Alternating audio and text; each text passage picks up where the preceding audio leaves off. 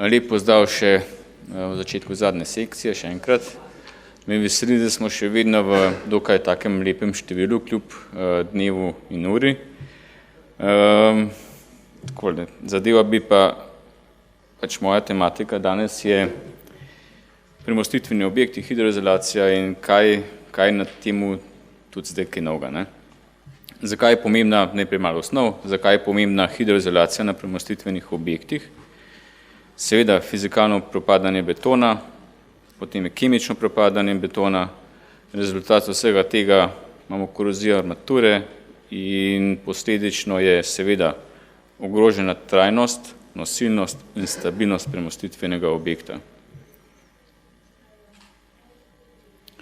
Kaj imamo trenutno najbolj v uporabi? Trenutno smo rekli, imamo najbolj pogost sistem črne hidroizolacije, tako imenovane črne hidroizolacije, po postopku peskane betonske površine, dvojni epoksidni premaz, vmesni posip kremenčevega peska in bitumenski hidroizolacijski trak debeline 5 mm z vmesno lepilno zmesjo, s podlivanjem, ne. Ta zadeva je nekako najbolj v uporabi, tudi v popisu v bistvu jo srečamo v 99%. Omejitve, vremenski pogoji pa čas trajne izvedbe tovrstne hidroizolacije. To so v bistvu kar konkretne omejitve za tovrstni sistem. Seveda pred leti je bil že vpeljava alternativa, sistem Servidek Servipak, to gre za bitumensko lateksno membrano. Nanašanje je seveda tudi ročno. Sistem Servipak je bil prvotno razvit bolj za železnice, s tem, da se je pri nas tudi kar uveljavil, predvsem kadar se nam nekam mudi, se pravi, da so premladi betoni, robne vence treba narediti na objektu in v največjih primerih se uporablja za ta namen, ne.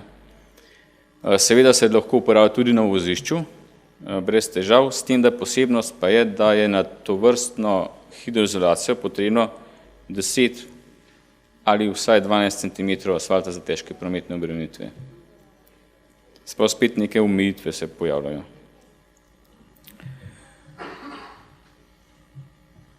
Pred 2 leti je bila prav na tem mestu, v tem prostoru predstavljen sistem tekoče hidroizolacije na osnovi metilmetakrilata. Gospod Konstantin Medovnikov nam je to lepo pokazal, predstavil stvari in nam predstavil 40-letne izkušnje in precej referenčnih objektov po celotnem svetu. Ta trenutek je po tem sistemu vgrajeno več kot 15 milijonov kvadratnih metrov tovrstne hidroizolacije. Zelo takim impozantni objekti, veliki objekti. V letu 2018 se je pa pojavil še v bistvu zaenkrat največji objekt na svetu, 55-kilometrski, povezuje Hongkong, pač ta Macau Bridge. In tukaj je vgrajen tudi sistem, metilmetakrilat, eliminator, z zaščito hidroizolacije litij asfalt. Zdaj sem poudaril litij asfalt, ker v bistvu na tem objektu je vgrajeno 55 km litega asfalta kot zaščita hidroizolacije.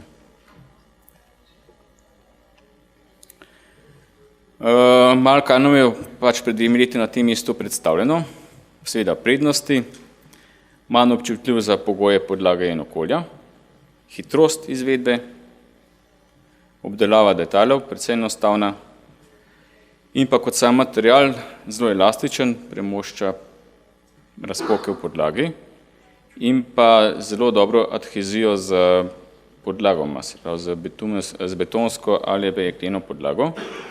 Gre pa v osnovi za 4 oziroma 3-slojni sistem, odvisno od namena uporabe.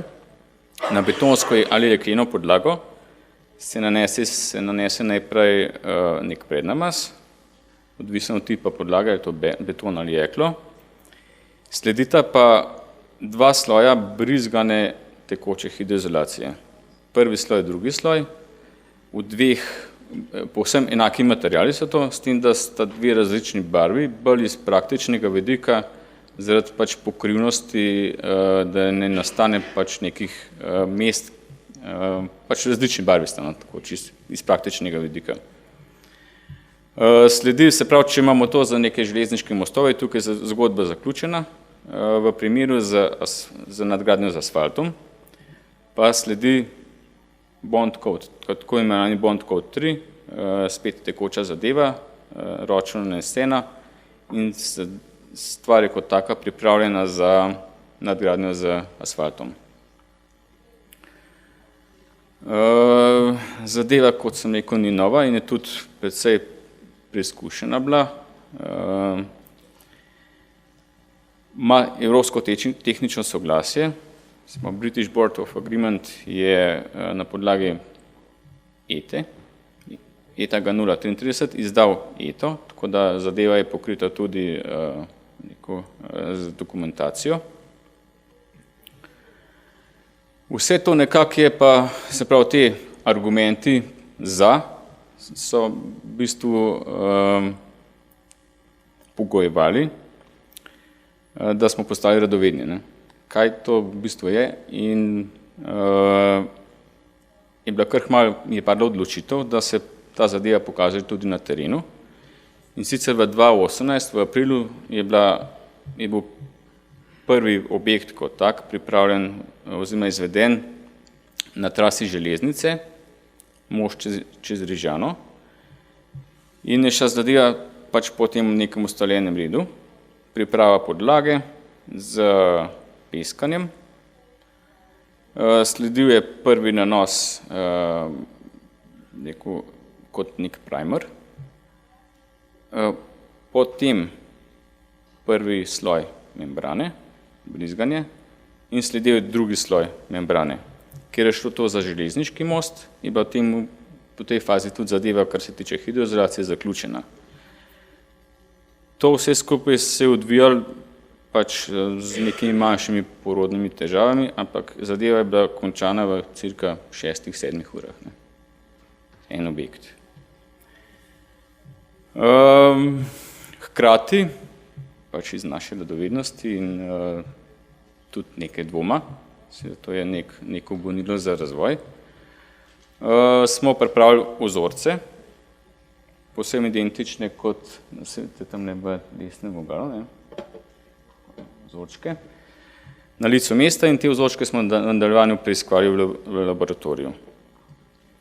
Se pravi, obljubljene so nam bile zelo dobre elastične lastnosti, dobra primerljivost s podlago, hitrost izvedbe, enakomerna debelina in vse tako naprej. Ne. Zadevo smo preiskovali na nekaj preiskav smo izvedli na tej sami membrani in kot najboljše bi nekako najbolj uporabne bi predstavil, se pravi, natezne karakteristike. Natezne karakteristike, se pravi, vzorček širine 5 cm se poruši mislim, da stegne do porušitve. To je neka tipična preiskava za bitumenske hidroizolacijske trakove. In je bila natezna trdnost 1040 N na teh 50 mm, kar je povsem identično z bitumenskimi trakovi. Raztezek pa 135%. To pomeni, da ta zadeva se je raztegnila 3-krat več kot en klasičen bitumenski trak. Hkrati je pa elastični povratek praktično 98%, se pravi po raztrgu se je ta zadeva spet povrnila nekako v prvotno stanje. Se pravi, zadeva je zelo elastična, kljub videzu, da je brkanje toga. Druga preiskava, tudi taka zelo pomembna in smo izvedli v laboratoriju.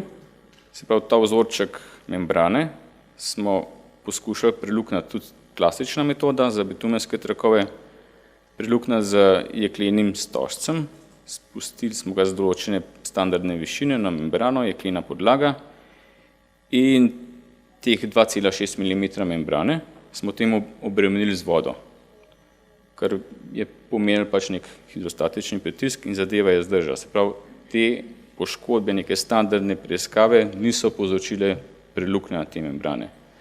To, če bi v prakso prenesel, kaj bi to pomenilo, to v bistvu pri samem vgrajevanju asfaltnih zmesi velikokrat pride do teh malih zrn, ki se pač pod kolesi finisherja znajdejo. To je v bistvu ta preiskava kot taka simulira nek tak način vgradnje, da se z nekim manjšim kamnom ne more prebiti tovrstne izolacije. V tej fazi smo bili zdaj že nekako pripravljeni, kaj pa zdaj narediti. Zdaj bi to zadevo kot hidroizolacijo poskušali prenesti tudi na naše premostitvene objekte. Videli smo, da v tujini to zadeve kar nekako lepo laufajo. Kapitalni objekti so bili narejeni, sem rekel, zakaj pa ne bi še mi to poskušali na naših cestah, na naših premostitvenih objektih. In smo ugotovili naslednje. Priporočljivo za zaščito vsakovrstne hidroizolacije, ne samo metil metakrilata ali kakorkoli, je zaščita z litim asfaltom. V zadnjem obdobju, po tej krizi, ki nas je doletela pred 10 in še nekaj leti, je v bistvu v Sloveniji proizvodnja litega asfalta kar ugasnila, saj v neki resni količini. Zato smo vzeli za naš prostor dve najpogosteji asfaltni zmesi za zaščito, se pravi SMA8 s polimernim vezivom in AC8 Surf tudi s polimernim vezivom. Obe zmesi smo nekako projektirali kot bolj zaprte, se pravi stopnja zapolnjenosti votlin proti zgornji meji zahtev, votlavost pod tistih 4%, ki naj bi bilo v zaščitnih plasteh. Kot tretjo smo pa izbrali še AC11 Surf 5070 A4 z visoko količino bitumna, z namenom preizkusiti še to vrstno zmes. Nismo se izmislili sami, ampak smo šli v standard za preiskave sistemov hidroizolacije in to je kot neka predstavnica zmesi, katera bi bila kot neka standardna za samo preiskavo. Vidimo zelo zaprta, visoka zapolnjenost votlin z bitumnom. In zakaj te tri zmesi? Prvi je zato, ker take imamo, tretja je pač neka umestna in vidimo granulometrijo.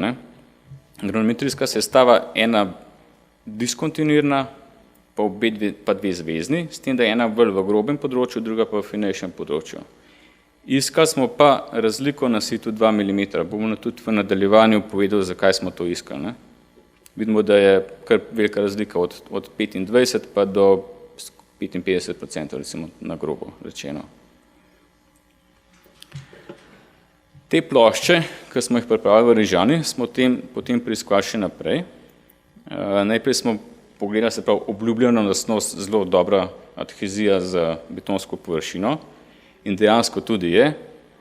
Po pull-off testu, se pravi, tržna trdnost 3,4 megapascala, kar v bistvu praktično dosega skoraj enako tržno trdnost kot epoksidni premaz, se pravi, z zelo dobro penetracijo v betonsko površino. Tiste plošče, ki ste jih prej na slikci videli, smo obdelovali naprej v laboratoriju. Sprav za to zlepljenost asfalta s podlago, z hidroizolacijsko membrano, je potrebna aplikacija Bondcoat 3, tako imenovani Bondcoat 3. V predpisani količini smo ga nanesli na betonske preizkušence, plošče, in potem poskušali simulirati vgradnjo vseh teh treh različnih asfaltnih zmesi in vsaj poskušali približati dejansko stanje, kaj lahko pričakujemo na terenu.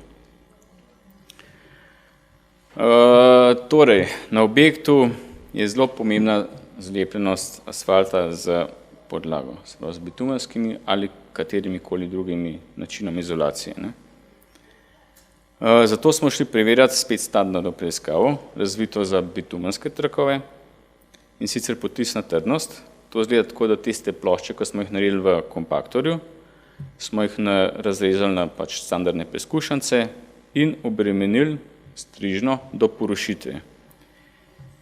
In so se nam pojavile zelo zanimive številke. Ne. Recimo SMA kot zelo pogosto uporabljen pri nas je izkazal v bistvu najslabšo zlepljenost s to vrstno hidroizolacijo. AC11 surf malo boljšo, AC8 surf s polimerom pa v bistvu najboljšo zlepljenost. Kot sem že omenil, ta sistem oziroma ta standard govori o strižni trdnosti za hidroizolacijske trakove in kot vidimo, hidroizolacijski trakovi dosegajo vrednost tam nekje okrog 0,4 megapaskala. Ne. Se pravi, ta 0,6 pa kar krepko presega to vrednost. Ne. Usporedne preizkušance smo potem še obremenjali temperaturno 91 dni po 50 stopinjah, spet po neki standardni preiskavi. In zlepljenosti oziroma te strižne trdnosti po preizkusu so se nekako tudi povečali, kar je nekako tudi logično, neka temperaturna obremenitev se pojavlja in ta temperatura je nekako še dodatno prispevala k boljši zlepljenosti s podlago. S tem, da SMA-ju niti ne toliko, kot smo si želeli, pri AC surfu se je pa zgodilo to, da v bistvu sploh nismo uspeli razlepiti sistema, temveč se je zadeva porušila na stiku samo nekih 2-3 cm, se pa ostalo je postalo intaktno. Nismo uspeli razlepiti. Šli smo dalje, se pravi, enake sisteme smo preverili še na oprijemno trdnost, se pravi kot pull-off test. Dva načina smo pač poskušali preveriti. Prvi je bil 5x5 kvadratna površina, drugič pa v primeru, se pravi, okrogla površina v primeru 10 cm. Tukaj se nam je pa izkazalo zelo, velik raztros rezultatov je bil. In nekako tukaj krivimo, da je kar preizkušna površina, se pravi v enem primeru 25 cm, drugih pa 78,5 cm. Preizkusna površina je igrala veliko vlogo potem za samo aplikacijo obremenitve na tezne obremenitve, v bistvu pri porušitvi ob preiskavi pull-offa.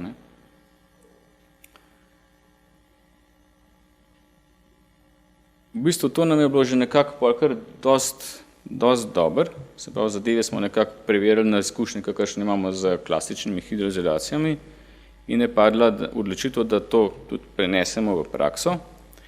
V letu 2019 je bilo nekaj objektov narejenih na ta način, oziroma pač izvedena hidroizolacija na ta način. Kot sem že omenil, se pravi, kot sem že povedal, nanos primerja, meritev tržne trdnosti primerja, to v bistvu je ključno za, pač kaj imamo v tržno trdnost celotnega sistema. Aplikacija prvega sloja rumene barve, meritve mokrega filma, se pravi s tem nekako kontroliramo debelino nanešene membrane. To je en način kontrole, drugi način kontrole pa mogoče še boljši, pač se zmeri površina, prešteje se število posod praznih in se točen dobi količina, koliko je bilo po kvadratnem metru aplicirane te membrane. Sledi drugi sloj, kot sem že tudi rekel, se pravi drugačne barve, namreč zaradi sistema pokrivanja. Meritve elektroupornosti izvedene membrane in pa sledil je tako imenovani bond coat, ki je ključen za zlepljenost asfalta s to vrstno izolacijo. Takole, narejeni so bili, se pravi, kar nekaj objektov je že bilo, en primer železnice, zelo lepo se da obdelati detajle in drugi malo bolj atraktivni, v Ljubljani v centru je bil tromostoj, je bilo v bistvu delano tudi na ta način. Zdaj smo pa na drugi fazi, sicer asfaltne zmesi, asfaltne plasti. Sprav ugotovili smo nekako, da v našem primeru trenutnem stanju, kot ga imamo v državi, je najbolj primerno za ta način zaščite, se pravi AC8 surf s polimerom. Kaj je najpomembneje pri tem? Najpomembneje je, da je temperatura dovolj, asfaltne zmesi dovolj visoka pri razgrnjenju, se pravi priporočena razgrnjenja 170 stopinj, da je dovolj velika debelina asfaltne plasti, se pravi 4 cm, iz naslova v bistvu temperaturne obremenitve bond code 3. Se pravi, dalj časa, ko uspemo neko visoko temperaturo na stični površini zadrževati, toliko večjo zlepljenost sistema bomo dosegli. Pomembna je pravilna izbira stroja za ogrevanje in pa izkušnje. Izkušnje so pa v bistvu najpomembnejši faktor pri vsej tej zgodbi. Ne samo nove, temveč tudi stare, se pravi, izvajalci zaščit hidroizolacij imajo veliko izkušenj in te izkušnje treba tudi pri novih sistemih vklapljati. Tako imenovana, tako opevana temperatura, seveda smo to tudi spremljali na terenu. En primer razgrnjenja asfaltne zmesi, se pravi v košu finiširja je imela 173 stopinj, ob razgrnitvi je bilo to 160 stopinj na polžu. Pa bolj kot ne po nesreči smo dobili na enem mestu 2 cm asfalta, na drugem mestu pa 4 cm asfalta. In to v bistvu je bilo kar fajn, po drugi strani, namreč asfaltna zmes, ko jo razgrnemo, se pravi, se začne spodaj in zgoraj ohlajati, ne samo zgoraj, pa tudi spodaj zaradi pač hladne podlage. Ne. In v tem grafu desno spodaj vidite potek temperature na stiku asfalta z hidroizolacijo, torej še enkrat poudarjam, 173 stopinj v košu finišerja, tako je točno, v košu finišerja, 160 na polžih finišerja, na stiku z membrano 100 stopinj, 110 maksimalno. Bistveno nižja temperatura, kot smo jo zmerjali. Zato je tako pomembna ta temperatura. V praksi se velikokrat na objektih, ko se srečujemo z asfalterji, velikokrat je še vedno pač ta fama 140 stopinj, več kot ta temperatura asfalta ne sme biti na hidroizolaciji, ker bomo poškodovali to ono tretje. V bistvu pa ta zgodba še ta nizka temperatura, pregovorno nizka temperatura, še iz unih časov, ko so bili hidroizolacijski trakovi z aluminijastimi nosilci in takrat so bile dejansko z visokimi ali pa previsokimi temperaturami pri ogrevanju velike težave, do zdrsov je dostikrat prihajalo in tako naprej. Ne. Zato to v bistvu ta temperatura 160-170 stopinj naj bi bila kar obvezna že za kakršnokoli hidroizolacijo, zaščito hidroizolacije, ki jo polagamo na objektih.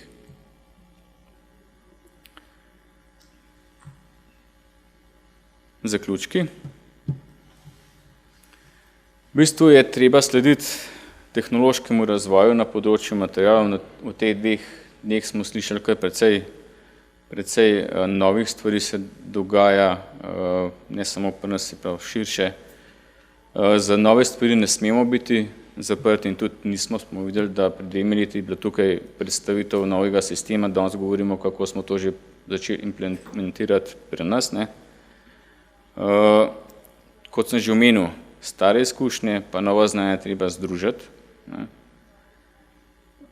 V konkretnem primeru tega, ki ga danes obravnavamo, je treba pač še nadaljevati z laboratorijskimi preiskavami, torej želimo selitega asfalta, ko smo videli, v Hongkongu ni problem 55 km litega asfalta za zaščito graditi, pri nas velikokrat pridemo do problema, ko je 5 metrov litega asfalta težko, oziroma nekih 30 kvadratov litega asfalta težko dobiti na gradbišče, oziroma skoraj nemogoče.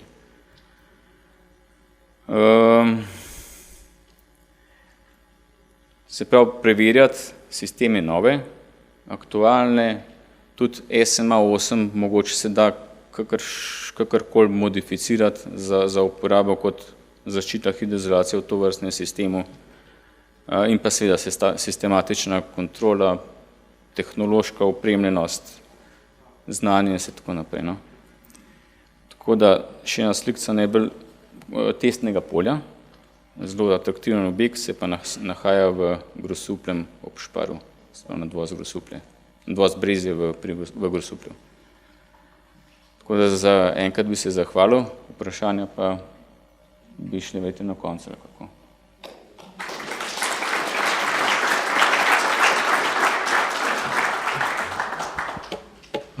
Hvala, Roman.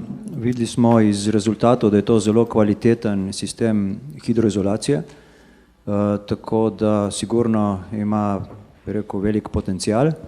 Jaz bi mogoče kar zdaj, da ne bomo na koncu, ima kdo kakšno vprašanje? Izvolite. Za osvežitev spomina. Leta 2009 je bila na mostu preko preliva Škocjanskega zaliva v Kopru, to je na južni ankaranski vpadnici, narejena podobna hidroizolacija, nalita hidroizolacija z modificiranim bitumnom. 10 let prej je bila na mostu čez Savo, na avtocestnem mostu čez Savo, na izhodu proti Štajerski iz Ljubljane ven, mislim, da je to na levem vozišču narejena podobna hidroizolacija po takrat še eni francoski licenci. V sodelovanju z mojo bivšo firmo, ki jo nažalost ni več, kako se ta dva objekta obnašata pod težkim prometom, lahko vsak vidi na licu mesta. Če so bile v kakšne preiskave narejene, pa nažalost ne vem.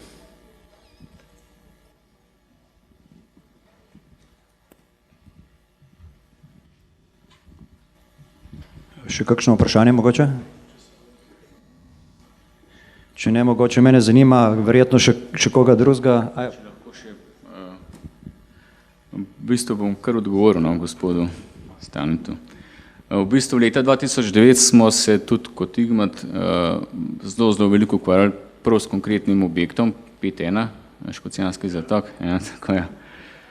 Tako da takrat je bila res zanimiva zadeva in sicer na tistem objektu se nahaja 7 cm asfalta, od tega so prve 3 cm asfalta SMA 4, potem je pač ta membrana, tako, in na to je bilo vgrajeno še 4 cm SMA 11, vse polimerno vezivo. In ta zadeva je zdaj stara 10 let, zdaj v septembru mislim, da je šlo tudi garancijska doba skozi. In kar se iz tega naslova tiče, ni ene poškodbe. Zamislite, SMA 4 pa SMA 11. Gre pa v bistvu večino tovornega prometa z Luke Koper Return 6. Je pa zelo, jaz ta objekt kar spremljam, kar dokaj pogosto sem tam. Detajli so zelo dobro narejeni. Že takrat se je mislil zelo dosti o detaljih, izlivniki, zalivanje v obrobnikih, hodniki so lepo zatesnjeni, tako da iz naslova teh detajlov je tudi zadeva, kar se tiče samega lokalnega propadanja, je zelo zanimiva oziroma uspešna. Kar se pa tiče deformabilnosti, SMA 4, to sem zdaj že tretjič, je pa takrat smo imeli kar dosti pomislekov okrog tega in seveda wild trackingi, ko smo jih delali, preizkusi na preoblikovanje so slabo kazali, vsaka posamezna plast. Ko smo v laboratoriju s kompaktorjem, tako kot to zdaj, smo sestavljali pač sistem, ki ga bomo uporabljali 7 cm, je pa takrat v bistvu izkazoval, da zadeva zna preživeti in je preživela zelo uspešno. Tako da hvala za vaš komentar. Mogoče, ker vem, da še tudi koga drugega zanima, lahko rečemo kaj cenovno, kakšna je v primerjavi s klasično hidroizolacijo? Ja, cena v bistvu ni bila namen te prezentacije, ampak kakorkoli. Moramo se zavedati nekaj, se pravi, to je sistem, ki se ga da hitro izvesti. To je prva prednost. Zdaj, cena za 10, 100 ali 1000 kvadratov To je čist popolnoma druga zgodba. Samo malo bi mogoče omenil klasiko, ko delamo, potrebujemo za 10 kvadratov 3 ali pa 4 dni, ne? Piskanje, prva roka, druga roka, čakanje, pa hidroizolacija, to 3 do 4 dni traja, ne? 10 kvadratov. Medtem ko po temu sistemu 10 kvadratov lahko narediš v praktično parih urah, ne? To je v bistvu neka prednost, ki verjetno tudi vpliva na ceno, no? Tako da verjetno kakšnih bolj konkretnih številkah bi pa mogli proizvajalca oziroma izvajalca teh del vprašati.